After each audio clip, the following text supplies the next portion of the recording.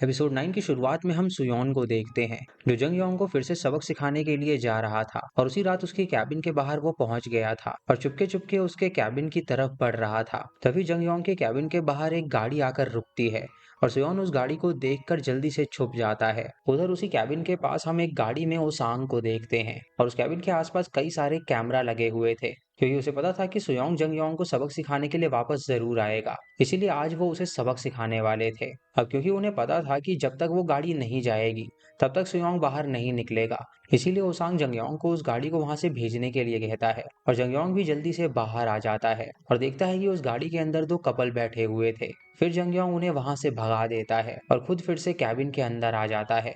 उस गाड़ी के जाने के बाद सुयोन फिर से कैबिन के नजदीक आ जाता है और कैमरे से ओसांग उसे देख लेता है। इसके बाद हमें एक दिन आगे का सीन दिखाया जाता है जहाँ पर एजंग मिन सोयोन के डैड के पास आ जाती है। उधर हॉस्पिटल में सोयोन अपनी मॉम को देखता है जिनकी हालत अब और ज्यादा खराब हो गई थी। अपनी मॉम की ऐसी हालत देखकर सोयोन को काफी ज्यादा दुख होता है और थोड़ी देर बाद वहां पर एजंग आ जाती है।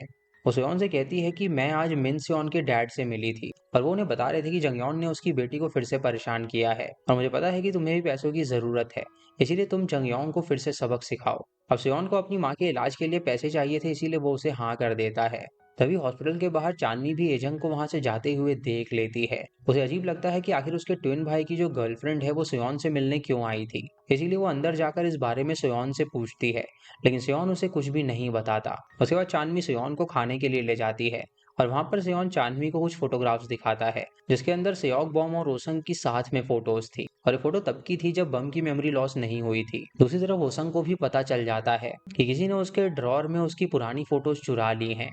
ये देखकर उसे बहुत ही ज्यादा गुस्सा आता है और समझ गया था कि ये काम सियोन का है। ओसन मनी मन सोचता है कि आज तो वो सियोन को मार ही डालेगा। उसके बाद ओसंग को उसके डैड बुला लेते हैं और दरअसल ओसंग का ही कैफे रेसिप्ट उस क्राइम सीन पर मिला था, लेकिन फिर भी ओसंग के डैड को यही लग रहा था कि ओसंग निर्दोष है और उसे कोई फंसाने की कोशिश कर रहा है। इसलिए उसके डैड ओसंग को कहते हैं कि तुम बस अपनी पढ़ाई पे ध्यान दो, बाकी मैं सब कुछ संभाल लूंगा। दूसरी तरफ चांदनी एक मैकेनिक के पास आती है क्योंकि दरअसल वो अपना स्कूटर बेचना चाहती थी। वो मैकेनिक से कहती है कि वो इसका ज्यादा से ज्यादा दाम लगाए। उधर ओसंग जंगयोन से जाकर मिलता है और उससे कहता है कि हमें जल्दी से सियोन को ठिकाने लगाना होगा। साथ ही वो उसे मिन सियोन को ऐसे ही तंग करने के लिए भी कहता है ताकि उन्हें सियोन को पकड़ने का मौका मिल सके। जंगयों उसकी बात मान लेता है और ऐसा ही करता है।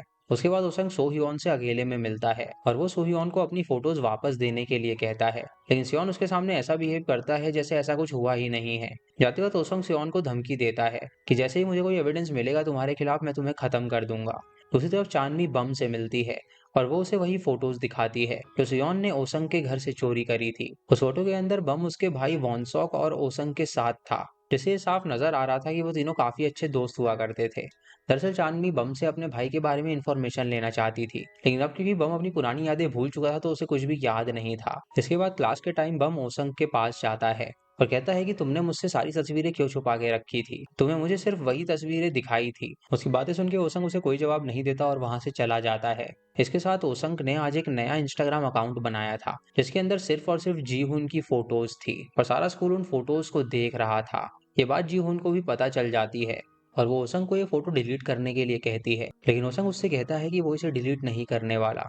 उसके बाद हम डिटेक्टिव जिन को देखते हैं। वो बहुत ही ज्यादा गुस्से में था और अपने साथी डिटेक्टिव पर वो अपना सारा गुस्सा निकाल रही थी क्योंकि उसे अब तक कोई भी सबूत नहीं मिल पाया था। वो अपने साथी डिटेक्टिव से कहती है कि आइंदा वो उससे कोई भी चीज ना छुपाए। तभी वो डिटेक्टिव जिन को बताता है कि मुझे आज एक वीडियो मिली है जिसके अंदर क्राइम एरिया के बाहर वीडियो रिकॉर्ड हुई है और वो ये वीडियो डिटेक्टिव जिन को भी दिखाता है। दरअसल ये वीडियो एक कॉलेज ग्रेजुएट हुए लड़के की थी और वो वीडियो गलती से बन गई थी। वो रात में अपने ड्रोन से होटल में मौजूद लोगों के प्राइवेट लाइफ को देखता था, लेकिन एक दिन उसका जो ड्रोन था वो क्राइम एरिया के बाहर वाली साइड चला गया था। लेकिन जब वो ड्रोन लेने के लिए गया तो वो जो ड्रोन था वो छत पर अटक गया था, इसीलिए उसने अगले दिन वो लेने का प्लान बनाया। अब जब वो अगले दिन वहां पर गया तो वहां पर पुलिस आई हुई थी, इसीलिए डिटेक्टिव आज उस क्राइम एरिया के पास गुजर रहा था और आज ही वो लड़का अपने ड्रोन लेने के लिए क्राइम सीन पर पहुंचा था। इसीलिए डिटेक्टिव ने उस सारी ड्रोन फुटेज को निकाल ली थी और फुटेज में दो लोग उस बिल्डिंग के बाहर नजर आ रहे थे, इसीलिए उस डिटेक्टिव को अलग अलग दो लोगों पे शक था।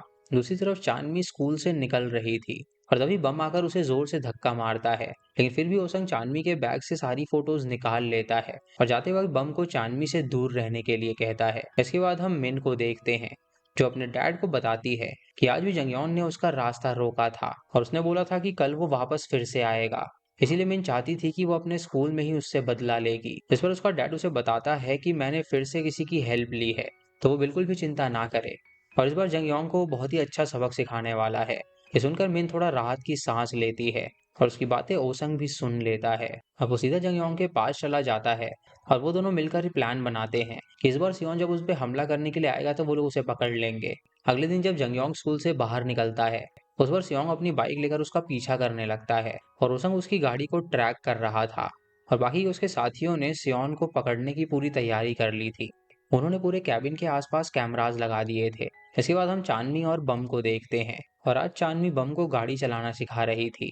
वो चांदनी से पूछता है कि आखिर तुम एकदम से कार चलाना क्यों सिखा रही हो, और कहती है कि मैं मेरे भाई के कातिलों को ढूंढना चाहती हूँ और जब वो मुझे मिल जाएंगे तो उसके बाद मैं उन्हें मारकर पहाड़ी पर दफना दूंगी। इसीलिए मुझे पहले गाड़ी सीखनी है। और शानवी ने अपना सीक्रेट उसे बता दिया था, इसीलिए बम उसे अपना एक सीक्रेट बताता है। वो कहता है कि तुम्हारी तरह मेरा भी एक जुड़वा भाई था, लेकिन जब मैं मिडिल स्कूल में था तो उसको उसके हार्ट में कोई दिक्कत आने की वजह से वो मर गया था। अपने भाई की बातें बताते हुए वो थोड़ा सा इमोशनल हो जाता है क्योंकि उसे भी अपने भाई की काफी याद आया करती थी। इसके बाद हम जंगयोंग को देखते हैं और वो एक टैक्सी को लेकर अपने कैबिन तक पहुंचता है और साथ में सियोन भी उसका पीछा करते हुए वहां तक पहुंच गया था। जंगयोंग जल्दी से अंदर चला जाता है जिसके बाद निगरानी रखने लगता है और ओसंग जंगयोंग को कहता है कि तुम अपने कैबिन से बाहर निकलने की गलती मत करना, क्योंकि सियोन उसके इंतजार में बाहर ही खड़ा हुआ है। उसी रात को 12 बजे सियोन की मॉम की मौत हो जाती है और हॉस्पिटल वाले सियोन को फोन करने की कोशिश करते हैं, लेकिन उसका फोन बंद आ रहा था। इसीलिए वो लोग चांदनी को कॉल करते हैं और चांदनी जल्दी से जाकर सियोन को ढूंढने की कोशिश करने लगती है, लेकिन वो कहीं भी उसे नहीं मिल रहा था। इसीलिए वो बम को कॉल करके सारी बात बताती है और वो ये बात तैसो को बताती है। तभी तैसो अपने फोन में उस कैबिन की लाइव वीडियो देखती है और उस वीडियो को देखकर उसे समझ में आ जाता है कि सियोन को फंसाने के लिए ये सब हो रहा है। होसंग और उसके दोस्तों ने सियोन को अपने जाल में फंसाने का प्लान बना रखा था। इसीलिए सब मिलकर जंगयोंग को कैबिन में उसे ढूंढने की कोशिश करते हैं, क्योंकि तभी वो लोग सियोन को बचा पाएंगे। अब उनकी ये लाइव वीडियो सारा स्कूल देख रहा था। उधर सियोन जंगयोंग के कैबिन में चला जाता है और उस पर हमला करना शुरू कर देता है और सभी लोग उसकी ये लाइव स्ट्रीम पर मजा उड़ा रहे थे। दूसरी तरफ कैबिन में सियोन और जंगयोंग एक दूसरे से फाइट करने लगते हैं और दोनों एक दूसरे को बराबर की टक्कर दे रहे थे। थोड़ी देर बाद ओसंग वहां पर आकर सियोन का मास्क उतार देता है और ऐसा लग रहा था कि उन्होंने सियोन का सभी के सामने पर्दाफाश कर दिया है, लेकिन ऐसा कुछ भी नहीं था। दरअसल वो सियोन नहीं बल्कि वो बम था। और बम को देखकर ओसंग और जंगयोंग दोनों हैरान हो जाते हैं और साथ ही उनका सारा प्लान भी चौपट हो गया था। इसके बाद हम सियोन को देखते हैं जो कि चांदनी के साथ कार में था और वो अपनी माँ की मौत को लेकर बहुत ज्यादा दुखी था। इसी के साथ 9th एपिसोड यहाँ पर खत्म हो जाता है। एपिसोड 10 की शुरुआत में हम देखते हैं कि अब वहां पर पुलिस आ गई है, लेकिन सियोन चांदनी के साथ पहले ही वहां से निकल चुका था। उधर ओसंग का प्लान पूरी तरीके से चौपट हो गया था, इसीलिए वो बहुत ही गुस्से में था और वहां से जाने लगता है। तभी वो देखता है कि वहां पर पुलिस भी आ रही है, इसीलिए वो जल्दी से अपनी गाड़ी में बैठकर वहां से निकलने की कोशिश करता है। ओसंग और उसके साथी वहां से गाड़ी लेकर जा ही रहे थे कि तभी पुलिस उसकी गाड़ी को चारों ओर से घेर लेती है और वो तुरंत उन्हें पकड़ के वहां से ले जाती है।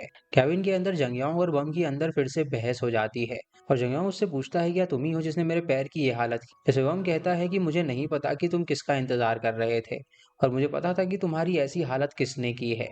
इन्हीं बातों को लेकर उन दोनों में बहस हो जाती है, पर तभी दूसरा डिटेक्टिव अंदर आकर उन्हें रोकता है और वो हमसे उसका मास्क भी ले लेता है। अगले दिन डिटेक्टिव जिन ओसंग के डैड के पास आ जाती है, जो कि उसका सीनियर पुलिस ऑफिसर भी है। वो ओसंग के डैड को बताती है कि ओसंग ने किसी को पकड़ने के लिए वहां पर कैमरास लगाए थे और मुझे लगता है कि वो बॉडी शॉप मामले के बारे में सब कुछ जानता है। एक बार तो ओसंग के डैड उसकी बात मान लेते हैं, लेकिन फिर वो उसे इनकार कर देते हैं क्योंकि उसे लग रहा था कि उसका बेटा ऐसा कुछ नहीं करेगा। लेकिन अब इन्वेस्टिगेशन के बाद ही डिसाइड किया जा सकता था कि आखिर उसका बेटा कैसा है। उसके बाद डिटेक्टिव जिन बम से मिलने के लिए जाती है, जिसने अपना केस लड़वाने के लिए 2 वकील हायर कर लिए थे। फिर वम की अकेले में पूछताछ करती है, जहाँ वम बताता है कि मैं तो बस उसके पास वाले कैबिन में शराब पी रहा था कि तभी मैंने ओसंग की लाइव स्ट्रीम देखी और मैंने सोचा कि ये कोई मजाक है और मैं वहां पर चला गया देखने के लिए कि ये मजाक है या नहीं। उसे पूछती है क्या उसने जंगयोंग का पैर तोड़ा है, तो वो कहता है कि मैंने ऐसा कुछ भी नहीं किया है। वो पूछती है कि तुम्हारा मास्क ओसंग ने उतारा था या नहीं, तो बताता है कि ओसंग ने ही उसका मास्क उतारा था और उसका चेहरा देखकर वो गुस्सा हो गया था और तुरंत वहां से चला गया था। उधर दूसरा डिटेक्टिव जंगयोंग से पूछताछ कर रहा था। जंगयोंग उसे बताता है कि मैं बस ये देखना चाहता था कि आखिर वो कौन है जिसने मेरा पैर तोड़ दिया था। डिटेक्टिव उससे कहता है कि उस हीरो ने पहले ही तुम्हें मिने को परेशान करने की सजा दे दी है और आखिर तुम दूसरी सजा क्यों लेना चाहोगे। इसीलिए भलाई इसी में है कि तुम शांत बैठे रहो। अगर तुम मीने को फिर से परेशान करना शुरू कर दोगे तो वो फिर से तुम्हें सबक सिखाएगा। डिटेक्टिव की बातें सुनकर जंगयोंग उनकी बात मानने से इनकार कर देता है और उसके बाद हम ओसंग को देखते हैं। उसकी भी पूछताछ हो रही थी। पूछताछ के दौरान ओसंग डिटेक्टिव को बताता है कि मैंने मजाक के लिए लाइव स्ट्रीम की थी ताकि स्कूल के बच्चों को उसके हीरो के बारे में पता चल सके। उसे ये भी कहता है कि उसे सियोन के ऊपर शक है कि वो हीरो सियोन ही है जिसने जंगयोंग की टांग तोड़ी थी। उसकी बात सुनकर दोनों डिटेक्टिव काफी ज्यादा हैरान हो जाते हैं और उसके बाद हमें सियोन की मॉम का फ्यूनरल दिखाया जाता है जहाँ पर चांदमी और बाकी सभी दोस्त सियोन की मदद कर रहे थे। खाना खाने के वक्त सियोंग बम से माफी मांगता है क्योंकि उसकी वजह से उसे पुलिस स्टेशन के चक्कर लगाने पड़े थे। लेकिन तभी चांदमी कहती है कि मुझे ओसंग पर शक है लेकिन हमारे पास कोई पक्का सबूत नहीं है, इसीलिए हम कुछ भी नहीं कर सकते। साथ ही उसका डैड पुलिस स्टेशन का हेड भी है और अगर हम बिना सबूत के वहां पर गए तो वो बिल्कुल भी नहीं सुनेंगे। अगले दिन जब वो सभी स्कूल जाते हैं तो बम को सभी हीरो की तरह ट्रीट कर रहे थे। थोड़ी देर बाद वहां पर ओसंग आकर बम को अपने साथ ले जाता है। ओसंग उसे कहता है कि आज के बाद हम दोनों के बीच की दोस्ती बिल्कुल खत्म हो गई है क्योंकि तुमने मेरे साथ गद्दारी की है। ओसंग उसे अपना एहसान भी जताने की कोशिश करता है कि मैंने तुम्हारे लिए कितना कुछ किया है और आखिर में तुमने मुझे ही धोखा दिया। उसकी बातें सुनकर बम हंसने लगता है और उससे पूछता है कि तुमने मेरी और वॉनसॉक की तस्वीर उसे क्यों नहीं दिखाई। तुमने ऐसा इसीलिए किया क्योंकि तुम मेरी यादाश्त को उस तरीके से वापस लाना चाहते हो। जाने से पहले ओसांग बम को कहता है कि आखिर में तुम मदद के लिए मेरे पास ही आओगे जब तुम्हें पता चलेगा कि जिस दिन तुमने अपनी जान लेने की कोशिश करी थी। इतना कहने के बाद ओसंग वहां से चला जाता है। दूसरी तरफ सियोन और चांदनी बीच की तरफ होते हैं जहां वो सनसेट का मजा ले रहे थे और इसके बाद दोनों डिनर के लिए चले जाते हैं जहाँ पे चांदनी उसे बताती है कि उसके भाई के रिलेशन के बारे में सिर्फ ओसंग ही उसे बता सकता है, इसीलिए सब कुछ बताने के लिए उसे हमें मनाना पड़ेगा। इसके बाद हम ओसंग को उसके घर में देखते हैं। इधर ओसंग अपने घर में मौजूद होता है और उसके डैड उसके ऊपर चिल्लाने लगते हैं क्योंकि ओसंग की वजह से सारे डिपार्टमेंट में उसकी बेइज्जती हो रही थी। फिर वो ओसंग से उसका फोन छीन लेते हैं और उसे मना करते हैं कि तुम स्कूल से सीधा घर आओगे, इसके अलावा तुम कहीं भी नहीं जा सकते। उसी रात बम जब नहा रहा होता है तो उसे कुछ गिरने की आवाज आती है और जब वो वहां पर जाकर देखता है तो उसके कमरे में सारी चीजें इधर उधर बिखरी पड़ी थी। अगले दिन स्कूल में चांदनी बम से मिलती है क्योंकि वही एक ऐसा आदमी था जो कि ओसंग से जानकारी निकलवा सकता था। बम उसकी बात मानकर ओसंग के पास चला जाता है और वो उससे पूछता है कि मैं तुम्हें सब कुछ सच बताना चाहता हूँ कि आखिर मेरे साथ क्या हुआ था। ओसंग भी उसे बताना शुरू कर देता है और कहता है कि एक वीकेंड हम सारे हॉर्स राइडिंग के लिए गए हुए थे और उसी दिन बिल्डिंग से तुम्हें वॉन सॉक ने धक्का दे दिया था और तुम्हारे मॉम डैड को अभी तक लग रहा था कि तुमने अपनी जान लेने की कोशिश करी थी। मैंने ही वॉन सॉक को ऐसा करते हुए देखा था लेकिन मैं उसके खिलाफ कुछ भी नहीं बोल सकता था क्योंकि उसने मुझे देख लिया था। ये सारी बातें छुपकर चांदनी भी रिकॉर्ड कर रही होती है और वो अपने भाई की सच्चाई सुनकर काफी ज्यादा हैरान थी। तभी वहां पर टीचर आकर उन दोनों को वहां से भेज देता है और उसी दिन सियोन जब अपनी क्लास में जा रहा होता है तो ओसंग उसे बीच में ही रोक लेता है। वो कहता है कि मुझे पता है कि बम तुम्हारी मदद कर रहा है लेकिन मैं जल्दी पुलिस के सामने तुम्हारा सच ले आऊंगा और वहां पर तुमसे मिलने के लिए कोई भी नहीं आ पाएगा। उसकी ये बात सुनकर सियोन को काफी ज्यादा गुस्सा आता है और वो ओसंग को मारने के लिए आता है लेकिन तभी वो बीच में बेहोश होकर ही गिर जाता है। थोड़ी देर बाद एम्बुलेंस आ जाती है और उसे हॉस्पिटल ले जाया जाता है। तभी चांदनी वहां पर आती है और वो जंगते को बताती है कि सियोन को दरअसल ब्रेन ट्यूमर है, इसीलिए सियोन के साथ हॉस्पिटल में वो चली जाती है। इधर वम अभी भी अपनी पुरानी यादों को याद करने की कोशिश कर रहा था और उसे ऐसा लग रहा था कि शायद उसकी यादें बहुत ज्यादा बुरी हैं। इसके बाद हम फिर से सियोन को देखते हैं और वो अपने भाई और अपने मन के साथ अच्छा टाइम स्पेंड कर रहा था लेकिन ये उसका सिर्फ एक सपना था, बल्कि वो हॉस्पिटल के बेड पर होता है। उसके बाद सियोन को हॉस्पिटल से डिस्चार्ज कर दिया जाता है और बाहर जाते ही वो देखता है कि चांदनी ने उसके लिए वीडियो भेजी है जिसमें वो बताती है कि वॉन सॉक ने ही बम को मारने की कोशिश करी थी, इसीलिए मैंने अब फैसला किया है कि अब मैं उसके कातिल को नहीं ढूंढूंगी। उसकी ये वीडियो देखकर सियोन उसको रोकने के लिए उसके घर जाता है। चांदनी ने उसके लिए वहां पर एक नोट छोड़ा था और साथ ही उसके मॉम के शूज लेसेस भी वहां पर छोड़ रखा था। उसे देखकर सियोन काफी ज्यादा इमोशनल हो जाता है और दूसरी तरफ चांदनी ने बम को भी वही वीडियो भेजी हुई थी और वो चांदनी के जाने से बहुत ज्यादा दुखी था। उधर अपने टेरेस पे जाकर सियोन सोचता है कि जरूर ओसंग ने चांदनी को झूठ बोला है, इसलिए सियोन छुपकर वहां पे ओसंग पर निगरानी रखता है। वो देखता है कि जंगयोंग ओसंग से मिलने आया है और उसने अपने पैर में लाल शूज लेसेस वाले जूते पहने हुए थे। ये देखकर उसे पक्का विश्वास हो जाता है कि वॉनसॉक को ओसंग ने ही मारा है क्योंकि किलर के भी लाल शूज लेसेस थे।